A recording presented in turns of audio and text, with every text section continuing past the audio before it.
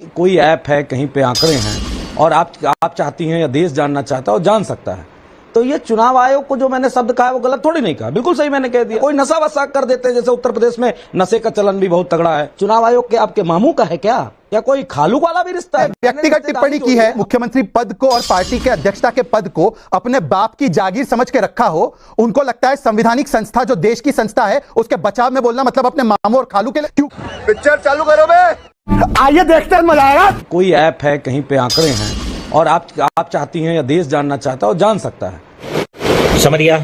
तो ये चुनाव आयोग को जो मैंने शब्द कहा है वो गलत थोड़ी नहीं कहा, बिल्कुल सही मैंने कह दिया। तो उसको 11 दिन क्यों लग रहे हैं भैया? हमारे मतलब आपको मत सिखा चल। या कोई नशा वसा कर देते हैं, जैसे उत्तर प्रदेश में नशे का चलन भी बहुत तगड़ा है। अब तो बोरे में पकड़ी जाने लगी है, वो पता नहीं क्या चिलम उलम टाइप का नशा होता है। नहीं तो चुनाव आयोग को कौन सी आपने बूटी सुंघा दी है जो 11 दिन लग जाते हैं? इस पे अगर हम सवाल उठा रहे हैं तो आप क्यों प्रोटेक्शन के लिए खड़े हो गए? चुनाव आयोग के आपके मामू का है क्या?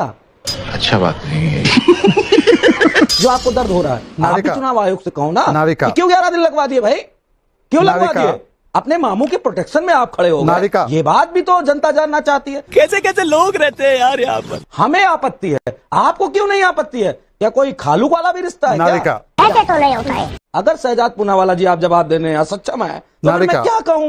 मेरे पास कोई नाविका, नाविका, व्यक्तिगत टिप्पणी की है, मुझे उम्मीद है कि अगर ऐसी व्यक्तिगत टिप्पणी आप स्वीकारती नहीं है तो मुझे बोलने का मौका देंगी। तू तो गया बेटे कि मेरी बात को आने दिया जाए, ना कि बीच में हस्तक्षेप हो। तो मगर क्यों? मुख्यमंत्री पद को और पार्टी के अध्यक्षता के पद को अपने बाप की जागीर समझ के रखा हो। उनको लगता है संवैधानिक संस्था जो देश की संस्था है उसके बचाव में बोलना मतलब अपने मामू और खालू सिस्टम पार देंगे, क्योंकि आप लोग अपने चाचा और भतीजे के आगे देख नहीं पाते। ये बड़ी अच्छी बात कही यार। इसलिए देश की संस्था, देश की सेना, देश के राम मंदिर पर आप लोग कुठारा गाते हैं। अरे कहना क्या चाहते हो? तुम्हारी बाप की और तुम्हारी माँ की और तुम्हारे चाचा की और तुम्हारे भतीजे के अलावा तुम्हारी आंखों में मोतिया बिंदा परिवारवाद का कुछ भी। इसीलिए अपनी हैसियत में रहो। और मनोज यादव ये बताओ कि मुसलमानों को छीन कर जो दिया है यादव समाज का, उस पर बोलने की तुम्हारी हैसियत है? तुम्हारे मामू का दिया है क्या मुसलमानों को? ऐसा कैसे हो सकता है? खालू का दिया है क्या मुसलमानों को? अरे बताओ मनोज यादव, तुम्हारी औकात हो तो मामू और खालू का छीन कर मुसलमानों को दिया है। और गजब बेइज्जती है। और नाविका, इस प्रकार की व्यक्तिगत टिप्पणी यदि व्यक्ति हर प्रवक्ता के लिए और हर पार्टी के लिए करेगा तो आइंदा से आप इनसे डिबेट कीजिए। आप भारतीय जनता पार्टी को मत बुलाइए। बात तो सही है।